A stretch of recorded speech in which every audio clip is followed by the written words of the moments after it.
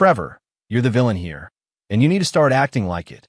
Faced with the hero's righteous roar, I just held the girl on each arm and gave him my most innocent look. Everyone knows the guy who gets the girl is the hero. And you, my friend, you're the villain. I'd been dropped into the world of a fantasy web novel, reborn as the senior student to the main female lead and the designated rival for her affection, the villain. But I wasn't sweating it. Right now, the hero and heroine hadn't even met. I could still salvage this whole mess.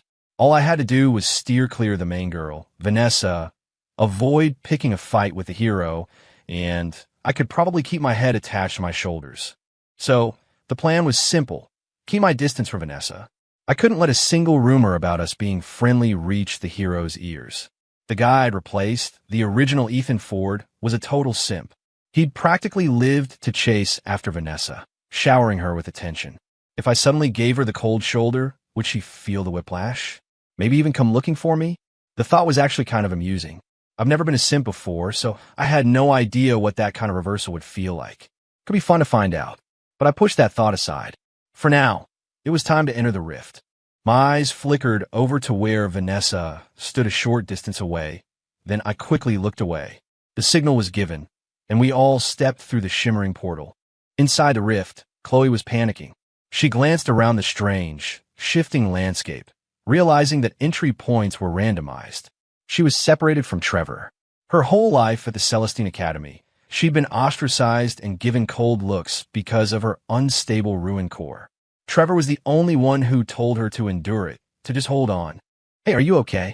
I had just arrived myself and had only walked a short way before spotting a girl in our academy's uniform, looking completely lost. Senior. Chloe saw me and immediately gave a respectful bow. No need for all that, I said, waving a hand dismissively. You lose your group? Yeah, she mumbled. Come on, let's stick together for now. I'll help you find them, I offered with a smile, already turning to pick a direction. Oh, you don't have to. Chloe instinctively took a step back. The raw energy of her ruined core was hard to suppress, and it always drove people away. Hey, don't be a stranger. Let's go, let's go. I beckoned her forward. Seeing my insistence, Chloe had no choice but to follow, keeping a careful distance between us. As we walked, I asked, What's your name, by the way? Chloe. After she said it, she saw my body visibly stiffen for a second. A wave of disappointment washed over her. Was there anyone in the entire academy who didn't recoil at the sound of her name? Looked like I was about to ditch her, too. Of course, I had no idea what she was thinking. I was just shocked. Chloe? Wasn't that the name of the other female lead? Her power was unstable, sure, but that was no big deal. In the original story, the hero helps her get it under perfect control later on. That's a great name. I'm Ethan Ford, I said, turning back to face her with a genuine smile. Chloe stared, stunned. I could see the confusion in her eyes. She was extremely sensitive to people's expressions, able to spot even the slightest hint of falsehood. But she saw none in my gaze. So, there are people at the academy who aren't afraid of me. A warmth spread through her chest. You're too kind, Senior Fordham. It's just a normal name. I put on a deeply wounded expression. It's Ford. Ethan Ford. Chloe blinked, processing what I said. A moment later, it clicked. She was so embarrassed she wanted to laugh, and her cheeks flushed bright red. Senior Ford, I'm so sorry. I didn't mean to, she stammered, bowing her head. Don't worry about it.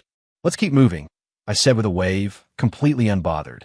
We continued on, occasionally stopping to gather some spirit herbs. I didn't think anything of the distance she kept. I wasn't about to get all up in her personal space anyway. Half a day later, while picking some glowing fruit, we ran into a beast. Get out of here. Now, I yelled.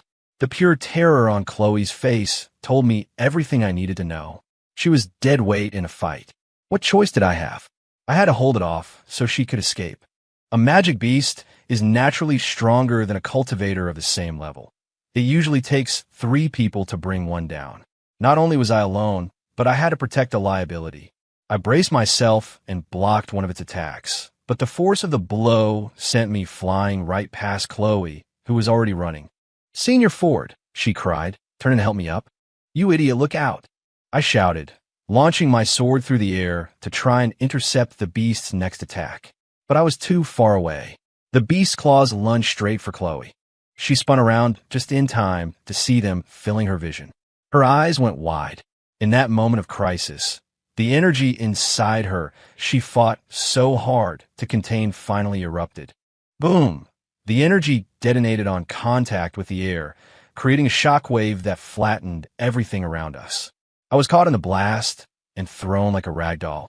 The roar of the explosion slowly faded into silence. Cough, cough. I struggled to my feet and stumbled toward the epicenter. As the dust settled, I saw Chloe sitting limply on the ground. She slowly turned her head, probably expecting to see the same fear and horror she always did. Chloe, that was badass. I gave her a huge thumbs up, grinning from ear to ear. Who said she was dead weight? That was incredible. There wasn't even a scrap of the beast left. Chloe just stared at me, speechless. She'd never heard the word badass used like that, but from my expression and tone, she could tell it was a compliment. Why? She wondered. He was hurt because of my power. Why isn't he running away like everyone else? Senior Ford, your arm. Her gaze fell on my left arm, where the explosive force had torn my sleeve to shreds. It's just a scratch. I waved my slightly blackened hand. Are you okay? I'm fine. Just drained, she said, shaking her head weakly. Here, take this spirit pill and get out of here, I said, not taking no for an answer. I pulled a pill from my storage pouch and popped it in her mouth. Chloe tried to protest, but the pill was already dissolving on her tongue. She could still feel the faint touch of my fingers on her lips. Hurry up and recover. That explosion is probably going to attract more beasts, I urged, my eyes scanning our surroundings. Chloe pushed aside her distracting thoughts and focused on absorbing the pill's energy. I'm ready, she said a few moments later, getting to her feet. That fast. I was surprised, but seeing the color back in her cheeks and how easily she moved, I didn't question it. We quickly left the area. Once we were somewhere safe, I asked, so, what's the deal with this ruined core of yours? I can't suppress it forever, she explained. When it releases, it drains all my magic, and I can't control the blast radius. This was only the second time she'd ever told anyone about her condition. The first was Trevor. I listened, then gestured dramatically. So, there isn't some ancient demon sealed inside you, and every time you let loose, the seal weakens a little until the demon finally takes over your body. Senior Ford. Chloe stared at me, a flicker of annoyance in her eyes. Did this guy have to be so weird? Her life was already hard enough without him making up ridiculous stories. Just kidding. I coughed awkwardly and started walking again. Watching my back, a small smile played on Chloe's lips. Senior Ford was a little strange, but he was a good person. The next day, we finally found Chloe's group. And who was with them but the main hero himself, Trevor? To my surprise, Vanessa was there too. Chloe. Trevor spotted her and rushed over, giving me a wary, guarded look. That threw me for a loop. We weren't even love rivals at this point in the story, were we? Why was he looking at me like I was about to steal his wallet? Trevor. Chloe was happy to see him, but then she remembered me. This is Senior. Senior Ethan Ford. She wanted to say more, to help me become friends with Trevor, but she'd almost messed up my name again. Her face went red, and she couldn't figure out what to say next. Senior Ford, Trevor said with a curt nod. He then turned to Chloe. Let's go. But, Senior Ford. Chloe looked back at me. Go on, I've got to find my own group anyway, I said with a dismissive wave, turning and walking in the opposite direction without a second thought. From a short distance, Vanessa watched the whole exchange, a flicker of confusion on her face. She had met Trevor the day before and thought he was a pretty decent guy, not like someone else she knew who did nothing but follow her around, every word a desperate attempt to please her.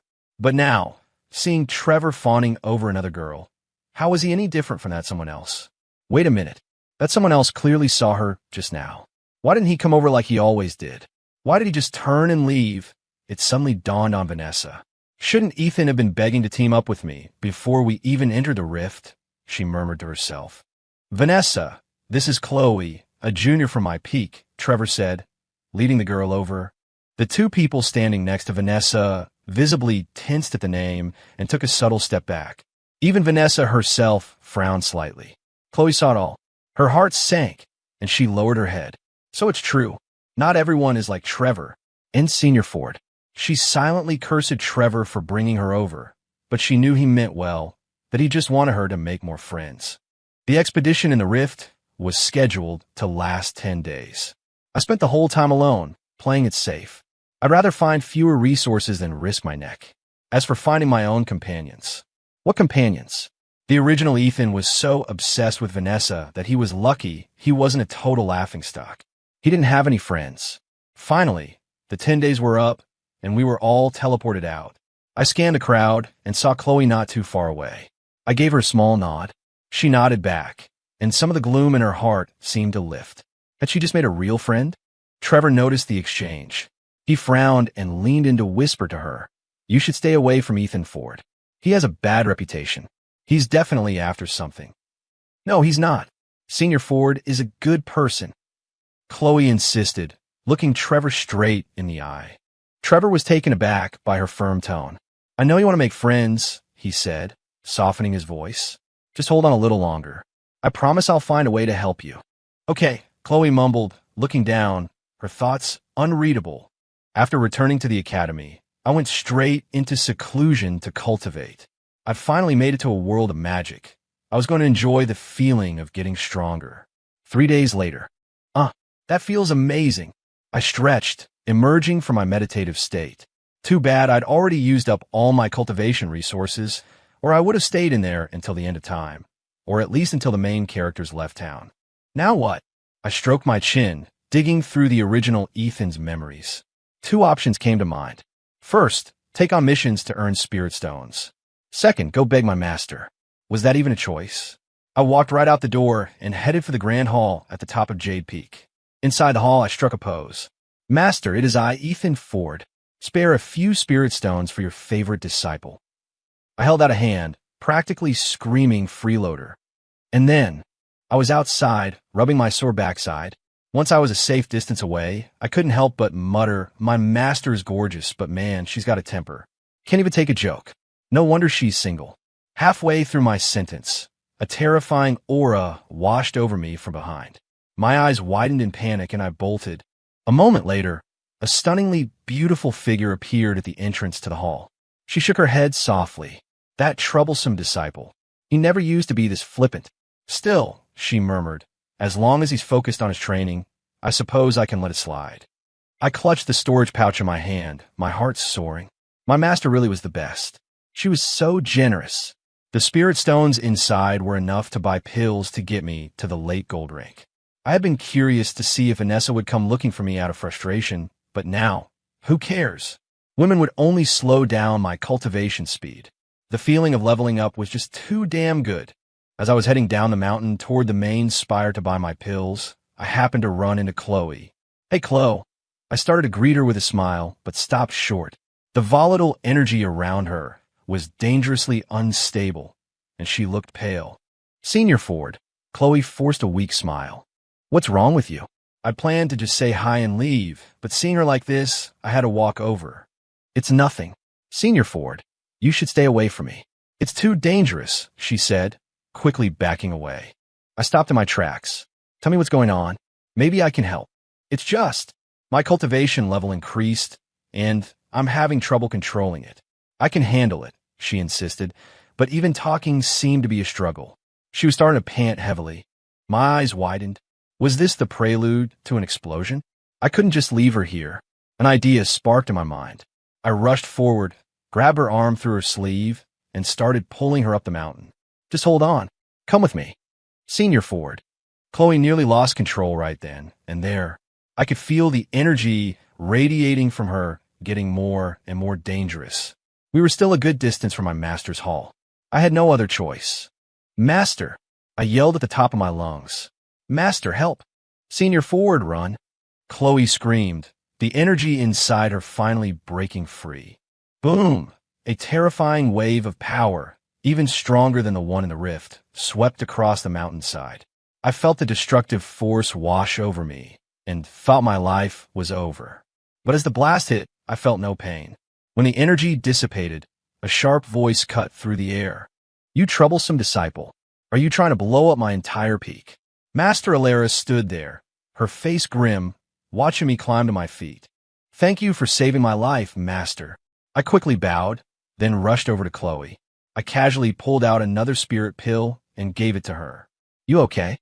I noticed that a small bubble of space around her, about 1.5 feet in radius, was completely unharmed by the blast. Impressive. She had some tricks up her sleeve. Once Chloe had recovered, she stood up and bowed deeply to my master, her face full of guilt. Thank you, Master Alara. I'm sorry for the trouble. Alara ignored her and just stared at me, demanding an explanation. I scratched my head, my mind racing. Then I put on a serious face. Master, as you've always said, we are all one family here at the Academy. I was merely trying to minimize the damage to our home. Alara was speechless. Chloe was speechless. She was so embarrassed she could feel her cheeks burning. She couldn't believe Senior Ford could spout such nonsense with a straight face. Alara suddenly sighed. Fine. He's my disciple. It's too late to regret it now. I can't just kick him out. What would the other peak masters think? She tossed a small, circular device at me. Next time this happens, take her to the back of the mountain. This ward key will let you into the containment arrays there. I caught it, overjoyed. I knew you were the best master. Love ya. Get out. I grabbed Chloe, and we beat a hasty retreat. Ha. Once we reached the bottom of the mountain, I couldn't help but let out a few triumphant laughs. Chloe scolded me gently. How can you talk to your master like that? Aren't you afraid of being punished? Nah, she's great. I grinned. Hey, she gave me a sweet deal. The least I can do is say something nice. You're still too bold, Chloe said, but she couldn't suppress a small smile of her own. From now on, don't try to hold it in. Whenever you feel it building up, come find me. I'll take you to the back of Jade Peak, and you can blow things up to your heart's content. I said, brandishing the ward key. Okay. Thank you, Senior Ford. Chloe nodded happily, a weight lifting from her shoulders. Not far away, Vanessa, who was on her way back to Jade Peak, saw the whole scene and froze. In all the time she'd been at the Academy, she had never seen that kind of smile on my face. It was so natural, so genuinely happy. When I smiled at her, it was always a careful, placating expression, and I hadn't come to see her once since we'd entered the rift. No, that wasn't right. It wasn't after the rift. It was after I met Chloe. Wait, Vanessa stopped. Didn't she hate it when I pestered her? So why? Why did she feel this strange pang of discomfort in her chest? Just then, she saw Chloe wave goodbye and leave. Vanessa quickened her pace. Ethan, I was about to head to the main spire when I heard my name. I turned and saw it was Vanessa. Oh, hey Vanessa, where you been? I asked with a polite smile. It was the kind of automatic courtesy I'd learned from years in the corporate grind back on Earth. Flawless. No hint of distance in my eyes. But to Vanessa, that very lack of distance felt like the greatest distance of all. Where was the fawning? The careful nervousness? Had he found some other girl? So now he didn't care anymore? Vanessa wanted to demand an answer, but the words wouldn't come. It was just frustrating. I was just out on a mission, she finally said. Well, good to see you back safe, I replied, and then I turned to leave. That girl, Chloe, doesn't she have a ruined core? Why are you so close to her? Vanessa suddenly asked. I looked at her, my tone light. We're all from the same academy. We should help each other out. Let me ask you this. If you were the one with that condition, would you want everyone to avoid you? Vanessa froze. She imagined it for a second and realized she couldn't bear the thought. How'd I used to treat you? I continued. We barely knew each other. I was nice to you because you were my junior. But a few days ago, you were so dismissive to me, and I figured you were all grown up and didn't need me looking out for you anymore. And now you're talking about another junior from our own academy like this? Is that what you learned from how I treated you? To become arrogant and entitled? I hope you never say something like that again. If you do, I'll act like I never had a junior named Vanessa. With a final huff, I turned and walked away. Internally, I was ecstatic. Not only did that give me a perfect excuse for my change in attitude, but it also retroactively washed away the original Ethan's reputation as a simp. Perfect. Vanessa, however, was left standing there, stunned. Was that really it? All this time, it was just him being a good senior? I spent all the spirit stones from my master on pills and dove back into my training. Of course, old habits from my previous life die hard, so I wasn't a total shut-in. I fell into a routine, cultivating at night, practicing magic during the day. I had exchanged Whisper Stone contacts with Chloe, and she started messaging me from time to time. At first, it was only when she needed to let off some steam, but gradually, she started sending funny stories and observations too. Chloe, I've reached the mid-gold rank. Once I reach the prime rank, I'll definitely be able to help you. Trevor, fresh off his own breakthrough, had immediately sought out Chloe. As he got closer, he saw her smiling softly at the Whisper Stone in her hand. Oh, Trevor! Chloe noticed him and quickly put the stone away. Who were you messaging? He asked curiously. Well, Chloe didn't want to lie. She also secretly hoped that the people she cared about could all be friends. She wanted Trevor and Ethan to get along. So, after a moment's hesitation, she told him the truth. It was Senior Ford. He's still bothering you? Trevor frowned, taking a step closer. Chloe glanced down at his feet. Trevor was a good person, sure, but he never came within 3 feet of her. Ethan, on the other hand, was not only easygoing, but he never looked down on anyone or spoke ill of them. Most importantly, he wasn't afraid to grab her arm. I was the one who asked for his help. Senior Ford isn't a bad person, Chloe said, her expression serious. You don't understand. You can't judge a book by its cover. Trevor's brow furrowed, as if there was something he couldn't bring himself to say. He changed tactics. You just have to trust me. Hold on a little longer, and I promise I'll help you. Then you can make as many friends as you want. But I don't care about that anymore, Chloe said calmly, shaking her head. A friend in need is a friend indeed. That's what Ethan had told her. The ones who dared to get close to her now were her true friends. You? Trevor was shocked. Congratulations on your breakthrough, Trevor. I have to go take care of something, so I'll see you later. Chloe gave him a cheerful little wave and skipped away. This isn't right. Trevor's expression shifted as he walked down the mountain, replaying his recent actions in his head. He hadn't done anything wrong, had he? Just then, he saw Vanessa passing by. The gloom on his face vanished instantly. He walked over, a warm smile on his face. Vanessa, fancy meeting you here. Vanessa turned at the sound of his voice, and her expression stiffened. She'd spent the last few days thinking, and she had a hunch about what caused Ethan's sudden change in attitude. Yes, the first time Ethan had ignored her was in the rift. After entering, she had run into this Trevor guy, and they had traveled together. The very next day, Ethan saw them. That was when he started to pull away. Sorry, I'm in a hurry, Vanessa said with a tight smile, then quickly walked away. If it weren't for the lecture Ethan had given her, she would have just given him the cold shoulder. Fancy meeting you here? Who do you think you are? You're the one who ruined everything and made Ethan stop being so nice to me. Trevor's smile froze on his face as he stood there, dumbfounded. A moment later, his hands clenched into fists, his knuckles turning white. Why? Why is everyone acting like this? What did I do wrong? He seethed. Ethan Ford. Aren't you all supposed to hate Ethan Ford? He ground his teeth, his thoughts a chaotic mess. I can tell you're getting better at controlling the direction of the blast. Keep it up. After the usual storm of explosions died down, I walked over and gave Chloe her spirit pill, offering a word of encouragement. As her lips brushed against my fingers, a sweet smile bloomed on her face.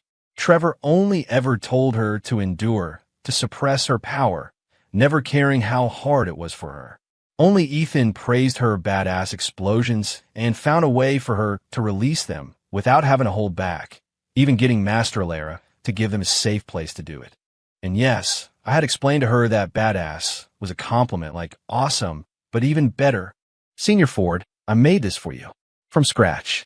It's to thank you for helping me so much. It's not anything valuable, though. Chloe took something out of her storage pouch. It was an intricately woven cord for tying up hair. I paused for a moment, then took it. If you had spent spirit stones on some useless trinket, I'd probably yell at you, I said with a smile. This is perfect. I love it. I undid the simple cord holding my hair back, letting it fall loose, then used the one she gave me to tie it up again. We left the containment array together. After chatting for a few more minutes, Chloe waved and headed off. I watched her go, thinking about how much she had changed. She smiled so much more now. It made sense. You can't just bottle up an energy like that. It's bound to explode eventually. You have to let things out, and her ruin core was no exception. In just a few weeks, she seemed brighter, healthier. It was good to see. As Chloe reached the halfway point of Jade Peak, she ran into Vanessa, who was on her way up. Chloe reflexively lowered her head, planning to give a polite greeting and quickly pass by. Chloe, I'm sorry. To her surprise, that was the first thing Vanessa said. Chloe looked up, stunned. Their eyes met. Can we talk over there? Vanessa asked, pointing to a nearby pavilion and holding out a hand. Okay, Chloe nodded. She didn't take the offered hand, but walked toward the pavilion. After they sat down, Vanessa noticed Chloe was consciously keeping her distance. So Vanessa moved over and sat right next to her, their knees accidentally touching. Chloe didn't flinch, knowing her power was stable, but she was still surprised. This was the second person who dared to get this close to her. Even Trevor, the first person who hadn't shunned her, had never been this near. They talked for over an hour about everything from funny stories when they first joined the academy to problems with their cultivation. When they finally parted, they had exchanged whisperstone contacts. Vanessa watched Chloe's retreating figure until it disappeared, then let out a soft sigh. She was certain that if she had been in Chloe's shoes, facing that kind of rejection, she would have never been able to be so cheerful. It was only now that she understood just how noble Ethan's character truly was. He gave me all his attention, and I just grew arrogant and embarrassed him in public, Vanessa whispered, her lips pressed into a thin line, but her eyes shone with a new determination. Master, I'm out of spirit stones. You troublesome disciple. What do you think I am? An ATM. Well, as they say, a mentor for a day is a mother for life. So, of course, you're my dear old mom. Get out. Then, Vanessa arrived at the main hall to find her master gone. Only Ethan was there, sorting through Jade Peak's financial ledgers. Her eyes softened, and she walked over quietly. Senior Ford? I heard her voice and looked up. Seeing it was her, I gave a wry smile. Master drafted me. I'm doing paperwork. Let me help you, Vanessa said, walking around the stone desk to sit beside me. I couldn't help but glance at her. Her actions, her tone of voice, they were so different now. This girl was like a completely different person from the one in the original Ethan's memories. Well, thanks, Vanessa. Here, take a look at this one. Right? And then you total it up like this. The quiet hall was filled with the soft sounds of their conversation. Outside, a smile graced Alara's lips, a strange light dancing in her eyes. When she first became a peak master, she had been incredibly unsure of herself, worried she wouldn't know how to properly guide her students. That's why she had always taken so few. But now, seeing her two disciples so motivated, especially her eldest, who was finally taking on the responsibilities of senior and helping his juniors, she felt a deep sense of relief. Perhaps I can take on a few more disciples during the next recruitment, she thought with satisfaction. Can't let that troublesome disciple get lazy. With that, she turned and left, deciding it was time for a well-deserved vacation. 3 days later, I was in the courtyard outside the hall, explaining the finer points of spell. Vanessa and Chloe were both there, and seated around them were several other junior girls. They had heard that with my help, Chloe's power was no longer a threat, so they were finally willing to get close to her. They even asked her questions about her ruin core. In the past, just hearing those words would have made Chloe's heart ache. But now, her ruin core was something Ethan had praised again and again. She no longer hid it, but spoke about it openly. As for Vanessa, the other juniors used to avoid her too, thinking she was arrogant and aloof, coasting on the seniors' special treatment. But Vanessa cherished this new acceptance. Before, everyone, including Ethan, had only ever tried to flatter her. It was only after Ethan's rebuke that she had a wake-up call. Now that she had changed, the other girls were willing to talk to her freely, without the flattery and fake smiles. This was what she had wanted all along. Vanessa and Chloe both watched me, their eyes bright and full of admiration. That day, I was preparing to go to the main spire to buy more cultivation pills. Even though my master had me doing chores and mentoring the other students, she made sure I was never short on spirit stones. Maybe that was the benefit of having a master with so few disciples, unlike other peak masters who had hundreds. Senior, when you go to Goldstone City, can we come with you? Vanessa asked. She and Chloe were walking on either side of me. I could just go by myself, I said, shaking my head. I was just picking up necessities for the peak. It was a dusty trip. Why drag more people along? Please let us come. Vanessa hooked her arm through mine, her voice soft and pleading. She shot a look at Chloe.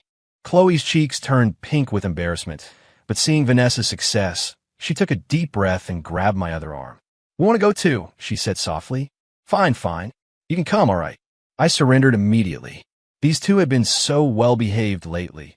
This sudden pincer attack was more than I could handle. "Thank you, Senior." "Thank you, Senior Ford." Vanessa and Chloe were both beaming, but neither of them let go of my arms. "What are you two doing? This is hardly proper," I grumbled, though secretly I was kind of enjoying it. It was just new. Vanessa was content to just gently hold my arm, but Chloe was mischievously tracing patterns on the palm of my hand. "Ethan Ford." Just as we reached the bottom of the mountain, a figure leaped out in front of us. It was Trevor. Vanessa frowned. Chloe, after a brief moment of surprise, tightened her grip on my hand. I glanced at their reactions, then turned to him. "What's up?" Trevor's face was twisted in a savage snarl, his eyes bloodshot. "Ethan Ford, you're the villain. What right do you have? What right do you have to fight me for my women?" he bellowed. My mind reeled. How does he know I'm the villain? That's not right. In the novel, Trevor wasn't a transmigrator. Was it possible someone else had been reborn as Trevor, just like me? Chloe had already spoken up. "Trevor, what are you talking about? What do you mean, Senior Ford is fighting you for your women?" "Chloe, you're supposed to belong to me, not this villain." Trevor raved.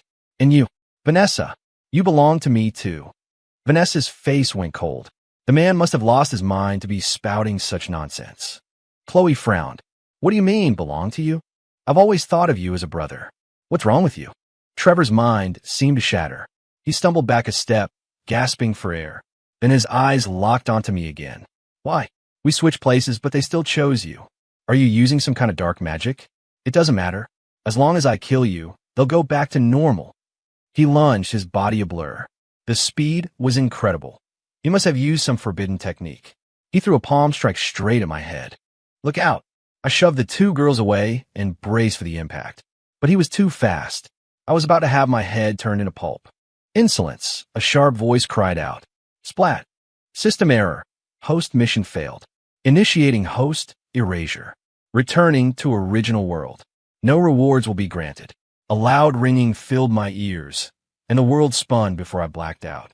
Senior Ford. "Ethan." Dimly, I could hear the voices of the girls and my master. Images flashed through my mind, like a dream, but more real. In this other life, I was the brother Chloe spoke of. Trevor was the senior of Jade Peak. I was the one who encouraged Chloe, taking her outside the academy on the pretense of missions, so she could release her power. Then I met Vanessa, who used me as a shield to fend off Trevor's advances. The three of us grew close. Then one day, Trevor snapped and attacked, killing us both. And then, somehow, I became the senior of Jade Peak, and he became Chloe's brother. But he didn't even know how to copy my homework properly. He never changed his arrogant personality, so what good did switching our roles do? In the end, the girls still chose me. And so Trevor tried the same murder-suicide plan again. But what was that cold, electronic voice? I didn't remember having a system or a mission. Was I being sent back to my old world? No, that can't be right. Cultivating was fun, and I had no family to go back to. I didn't want to leave. "He's stirring." Senior Ford, are you awake?" I heard voices and my eyes fluttered open. The first thing I saw were the worried faces of Vanessa and Chloe leaning over me. "What happened? Where's Trevor? Did he hurt you?" I asked, rubbing my head. "Master killed him," Vanessa explained. "Well, she said she didn't. She said Trevor just dissolved into dust on his own." Huh. I blinked, remembering the cold, robotic voice. Could it have belonged to Trevor? It made sense. After all, I hadn't been erased, and I wasn't back in my old world. "Senior Ford, I'm so sorry. I never knew Trevor was that kind of person, and I kept calling him my brother. I'm so glad you're awake." Chloe started to cry, wiping at her eyes with the back of her hands. "Hey, I'm fine, aren't I?" I smiled, patting her on the head. 6 months later, in the containment array at the back of Jade Peak. Boom! After unleashing her power, Chloe collapsed onto the ground, exhausted.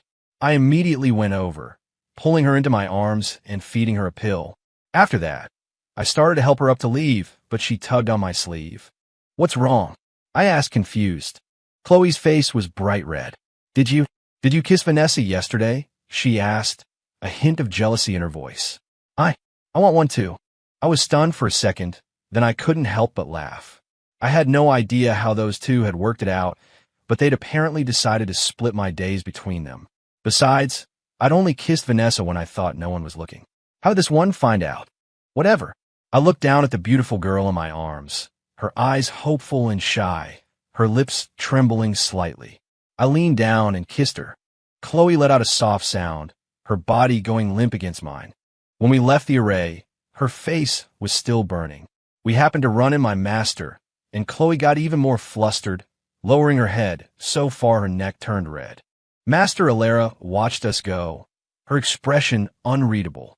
That troublesome disciple, she thought. Romance will only slow down his cultivation speed. Foolish. Absolutely, utterly foolish, and